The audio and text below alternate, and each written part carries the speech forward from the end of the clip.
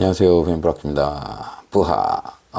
영상을 하나만 녹화하려다가 그래도 하는 김에 하나 더 하자 싶어서 영상을 녹화하게 됐습니다.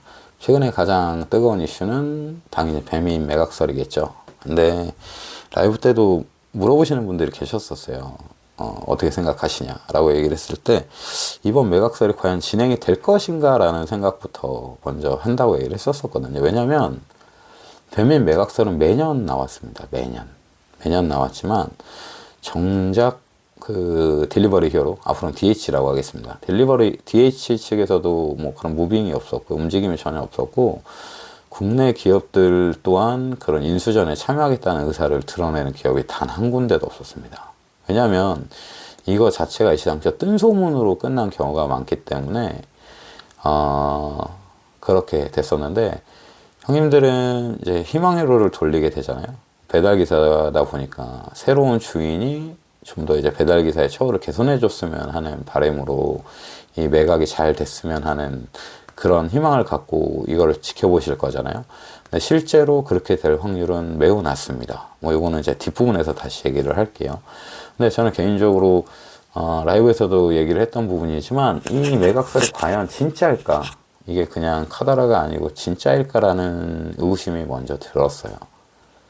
그러니까 이번 기사는 상당히 구체적으로 나왔습니다. 그 DH 측에서 27년도에 9조 원이라는 그 부채를 상환하기 위해서 배민을 매각할 것이다. 그리고 그 매각을 진행하는 대행사는 JP모건스가로 확정이 됐고, 뭐 이와 관련해서 뭐 중국의 어디, 뭐 싱가포르의 어디, 뭐 동종업계 그 다른 배달업에 종사하고 있는 해외 기업들과 국내 네이버가 인수전에 참여할 것으로 보인다.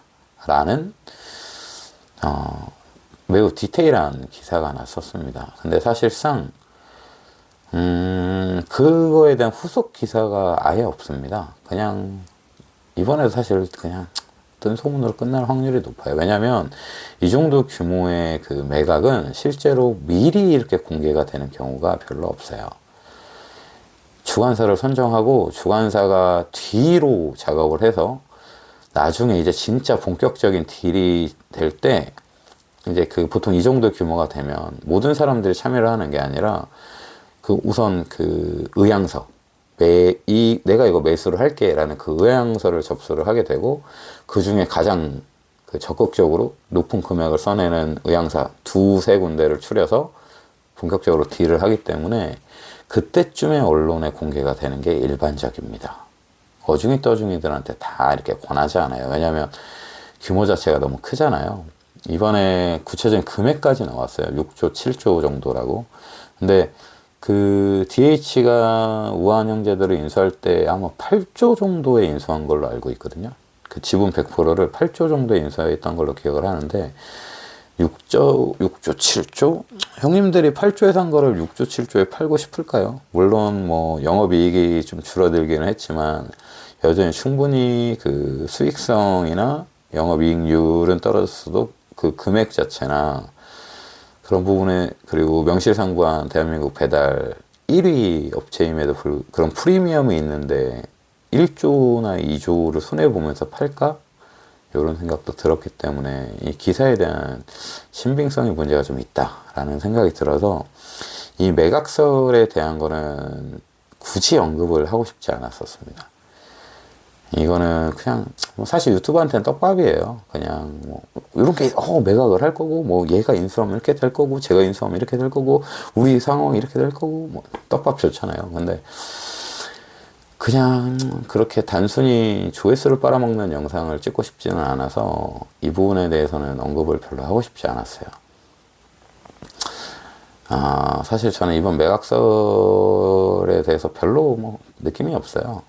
실제로 진행될지도 모르겠지만 진행이 된다 하더라도 기사에 대한 처우는 크게 달라지지 않을 것이다 라는 게 제 개인적인 생각입니다. 형님들이 만약에 7조를 주고 회사를 하나 샀는데 이 7조를 회수하고 싶지 않겠어? 그 이상의 금액을 빨리 회수하고 싶겠지. 투자금이 있으니까.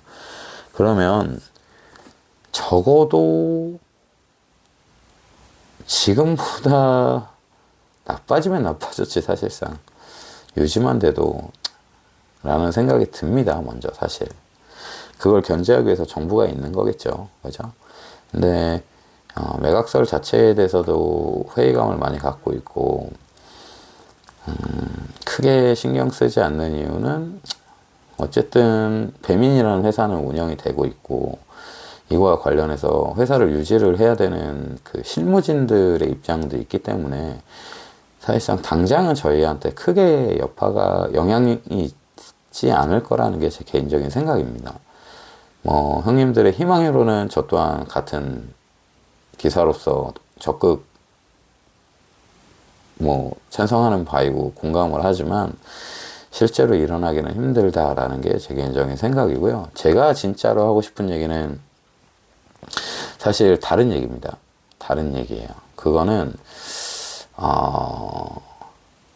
영상을 좀 나눠서 찍어야 될 것 같아요. 왜냐하면 전혀 다른 얘기이기 때문에. 그리고 이미 많은 쇼츠, 유튜버 형님들이 분명히 했을 거예요. 많은 쇼츠나 영상을 통해서 배민 매각설, 뭐 이렇게 여러 가지 그 경우의 수를 대입하면서 영상을 찍어 놓으셨을 겁니다. 그런 거를 참고하시면 될 것 같고, 저 개인적으로서는 이것도 그냥 단순 찌라시일 확률이 높다라고 생각을 하고 있습니다. 그리고 설사 진행이 된다고 해도 해외에 팔려 나갈 확률은 좀 낮다라고 보고 있습니다. 국내에서 분명히 해결이 될 거다. 이번에 쿠팡 사태를 보면 외국계 기업이, 이런 공룡화된 기업이 우리 정부에게 얼마나 위협적인 존재라는 걸 쿠팡을 보면서 이번 정부는 좀 많이 느꼈을 거예요.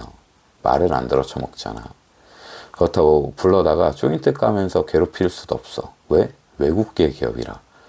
미국에서 자꾸 푸시 들어와. 대한민국 정부한테 압력을 행사하고 있습니다. 니네 왜 씨발 우리나라 기업 괴롭히냐?